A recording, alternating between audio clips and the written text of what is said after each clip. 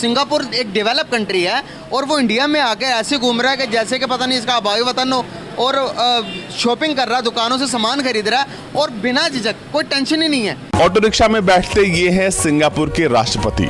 Singapore के राष्ट्रपति थरमन सनमुगरत्नम इस वक्त भारत के दौरे पर हैं और वो राजस्थान की गलियों में पैदल घूम रहे हैं।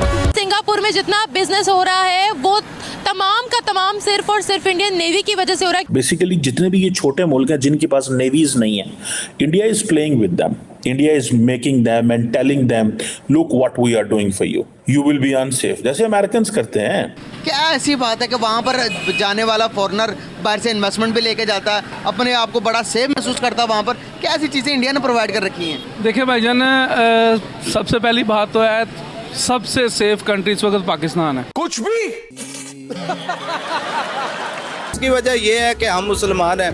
तो भाई क्या यूएई मुसलमान नहीं है, सऊदीया मुसलमान नहीं है, तुर्की, ईरान, इराक, इन सब की इंडिया के साथ बनती है। सिंगापुर के प्रेसिडेंट जो है वो इंडिया में घूम रहे हैं और G20 की मीटिंग भी करवाई थी। 20 मुल्क के प्राइम मिनिस्टर्स और प्रेसिडेंट इंडिया में आए, विजिट किया, घूमे फिरे। हमारे मुल्क में क्यों कोई प्रेसिडेंट प्राइम मिनिस्टर्स क्यों नहीं आते भाई? एक फॉरेनर का पॉइंट ऑफ व्यू पाकिस्तान के बारे में एक परसेप्शन है क्या उसका परसेप्शन अगर ये है कि वहाँ पे बुरखों में खवातीन है और मर्दों ने चादरें पहन के क्लाशन को उठाई हुई है, तो वो कभी भी इस जगह का रुख नहीं करेगा। मोदी साहब की वैसे ही सबके साथ बनती है, तो वो हर दिल अजीज हैं। कैसे हालात बेहतर किए जा सकते हैं? आज इंडिया दुनिया की 5वीं बड़ी मैशत बन गया यार। हम तो कहते हैं मुकाबला करेंगे, आज तो हम ट्रेड करना चाहते हैं। पहली बात है कि अगर अल्लाह करे कि आपकी जो वीडियो है वो वायरल हो जाए और मोदी तक बात पहुंच जाए, ठीक है। हाँ, मैं उसका शुक्रिया अदा करना चाहता हूं कि उसे वो नरेंद्र मोदी का, हाँ, नरेंद्र मोदी का शुक्रिया अदा करना चाहता हूं कि वो हमें।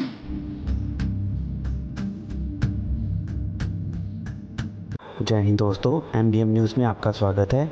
जैसा कि आप लोग जानते ही होंगे कि सिंगापुर के राष्ट्रपति इस समय भारत में हैं और वो राजस्थान के अंदर सड़कों पर बिना सिक्योरिटी के घूम रहे हैं, कभी ऑटो रिक्शा में, कभी वो शॉपिंग कर रहे हैं।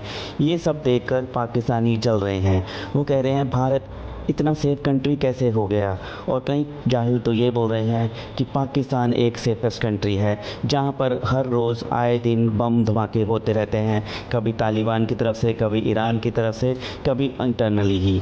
और दूसरी ओर भारत एक अमन पसंद देश है और यहाँ पर अमन ही अमन है, जिसका प्रूफ आपको अभी सिंगापुर के राष्ट्रपति, इससे पहले दुबई के और फ्रांस के राष्ट्रपति, इसके अलावा बिल गेट्स भी भारत की सड़कों पर घूमते हुए नज़र आए थे।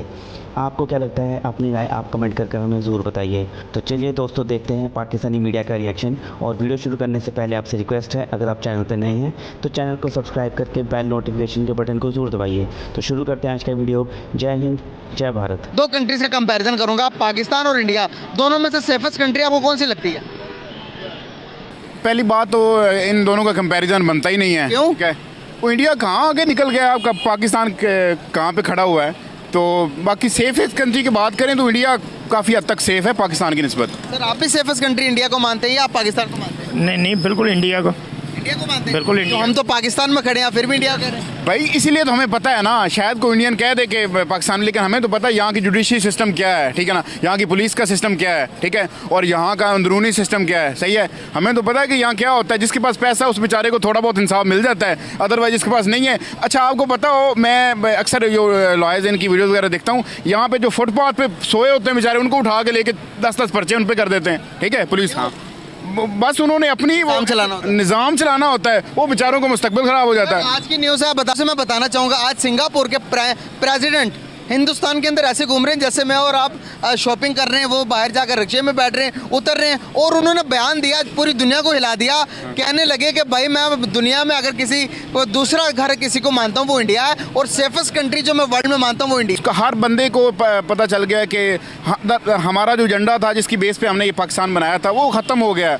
अब तो दुआ है कि ये एजेंडा रहा, क्यों, कौन सा एजेंडा था जिस पर लिया था? और पहली बात तो अगर हम बात करें ना कायदे मोहम्मद अली जिन्ना की, उन्होंने तो इस बेस पे लिया था कि मैंने आप मुसलमानों को अलहदा मुल्क लेके दे दिया है, अब खिलाफत राशिदा कायम करना आप लोगों का काम है, ठीक है ना।